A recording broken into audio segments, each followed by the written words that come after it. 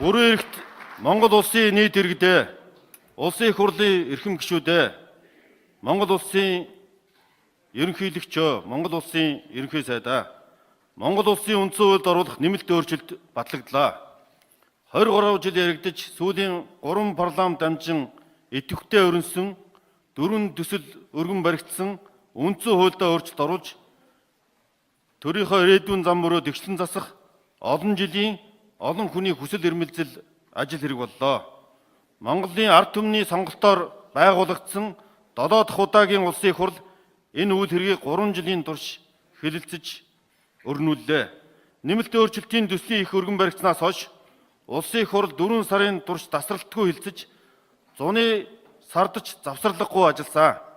Энэ хугацаанд чуулганы нэгдсэн болон байнгын орооны хуралдаанаар нэмэлт өөрчлөлтийн төслийг 36 удаа 105.9 цаг хэлцжээ. Улсын их хурлын гишүүд төслийн танилцуулах хэлцүүлгийг 21 аймаг 9 дүүрэг зохион байгуулж иргэдээс 306 мянган санал ирсэн байна. Төрийн ордонд олон өдөр үргэлжилсэн хэлцүүлгүүдээр төрийн болон төрийн бус байгууллага, улс төрийн намууд, эрдэмтэн судлаачдаас 600 гаруй санал гарсан. Эдгээр санал нэгүрийг нухацтай авч үзэж хэлцлээ. Өөрөөр хэлбэл Монгол улсын үндсэн хуульд оруулах нэмэлт өөрчлөлтийн төслийг нийгмийн зөвшөлтслийг хангаж, өргөн хүрээг хамруулан хэлцэж баталж байгаамаа. Энэ үйл хэрэг амар хэлбэр байгаагүй. Гэхдээ бэрхшээл саа тохиолдсон гэхээсээ илүү асар их хариуцлага эх орон ард түмэн ирээдүйн маргаашаа бодсон чин сэтгэл хичээнгүй тууштай зүтгэл нүр хөдөлмөрийг шаардсан гэж хэлж болно. Ойлголцол зөвшөлтлийг гүнээр эрхэмлэж төмний төлөөх үйл хэрэгт хүчээр түрхийг бус хүлцэн дэвчих нэгдэн хамтрах зарчмыг баримталж ажилласан. Төсөл санал ирүүл зөвшөлдсөн хэлцэж хамтарч ажилласан Монгол улсын ерөнхийлөгч, Монгол улсын засгийн газар, улсын их хурлын эрхэм гишүүд, улс төрийн намууд, иргэний нийгмийн байгууллагуудад гүн талархал илэрхийлье. Энэ үйл хэрэг зөв оновчтой бүтэмжтэй сайн байгаасаа хэмээн мэрэгэн ухаан үнд сургаалаа харамгүй харилсан Монголынхаа нийт ард түмэнд эрдэм мэдлэг оюун бэлгээ шахуун даачилсан эрдэмтэн судлаачдаа түүний дотор ачааны үндийг үүрсэн ажлын дэд гисэн гишүүдэд нүсэр ажлын найдвартай ард талбалж ажилласан улсын их хурлын тамгын газрын хамт олонд онцгойлон төрийн байгуулалтын байнгын орооны ажлын албаныханд чин сэтгэлийн талархал илэрхийлье.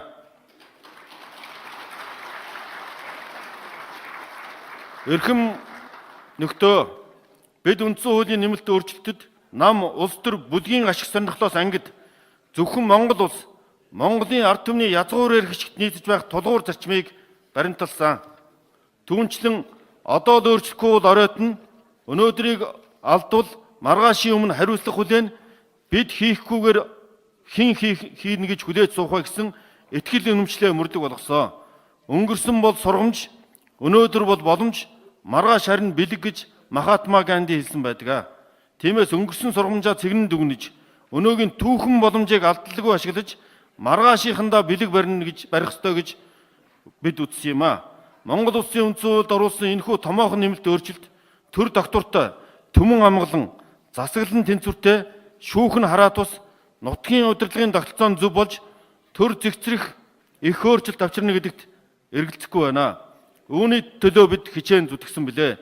Тиймээс өөрчлөлт маань эрүүл нийгэм, шудраг улс төр, хөгжсөн эдийн засаг руу биднийг хөтлөн замчлна гэдэгт итгэлтэй байна. Холын зорилго үгүй бол ойрын зовлон оршно гэж эзэн бог Чингис хаан хэлсэн билээ. Тиймээс ойрын зовлонгоо арилгаж холын зорилгодоо хүрэх нь энэ цагийн бидэнд ногдсон хүнд дүүрэг юм а. Их хуулийнхаа энэхүү нэмэлт өөрчлөлт хууль эрх зүйн хувьсгалын эхлэл болох болно. Үндсэн хуулийн нэмэлт өөрчлөлтийг дагалдан үндэсний баялагын сангийн тухай хууль, шүүхийн тухай хууль, засаг захиргаа нутаг дэвсгэрийн нэгж түүний удирдлагын тухай хууль, сонгуулийн тухай хууль, улс төрийн намуудын тухай хууль зэрэг 30 шахам хуульд өөрчлөлт орж эрх зүйн хувьсгал хийгдэж нийгэмд шударгаас төрд эмх замбраа цэгц сахилах хариуцлага баттай ноёрох суурийг тавих болно. Үр дүнд нь парламентд яс бэхжиж зөвхөн хууль засагласан шударгаас ердийн хэм хэмжээ болон төлөвшсөн хариуцлага сахилах бүх шатанд хэвшсэн баялагын өгөөж тэгш шударга хүртээгдэж хүний хийгээд нийгмийн хөгжилдөө зориулагдсан хөгжингүү улс орн болно гэдэгт эргэлзэхгүй байна. Өнөөдрөөс өөр байхыг, өөр чигдэн хувьсахыг, буруутснаа залруулахыг Монгол улсын эрх ашиг шаардж байна. Энэхүү шаардлагыг хэрэгжүүлэхийн төлөөх өөрчлөлт үндсэн хуулиас эхэлж байна гэдгийг бид ойлгох ёстой. Иймээс үндсэн хуулиас сахин дагаж шин нэмэлт өөрчлөлтийг сайн цагийн ураа дуудлах хэмээн хүлээн авч зөв тууштай хэрэгжүүлэхийн төлөө бүх нийтээр хамтран зүтгэхийг уриалъя. Монголоор нь үлдээж Монгол түмнээ мохоохгүй төлөө хэрхэм зориг энэ өөрчлөлтөөр дамжин хэрэгжих учиртай. Эцэг өвгдийн бидэнд өвлүүлсэн Эрдэнэсийн эх орондоо амар төвшин айх аюулгүй бохимдох зовлонгүй аз жаргалтай амьдран суухыг л ард түмэн маань хүсэж байгаа. Энэ хүсэмжлэлийг төрн биелүүлэх ёстой. Монголын төр орчин байхын утга учир нь энэ үлээ. Монгол түмэндээ төрөө түшиж, түмнээ жаргаж, их Монголын суу алдрыг игнэх бадраахын үлзийт өрөөлийг өргөн барья. Мөнх тэнгэрийн дор Монгол орон мөнх оршиж, сэргэн мандан хөгжин бадрах болтугай.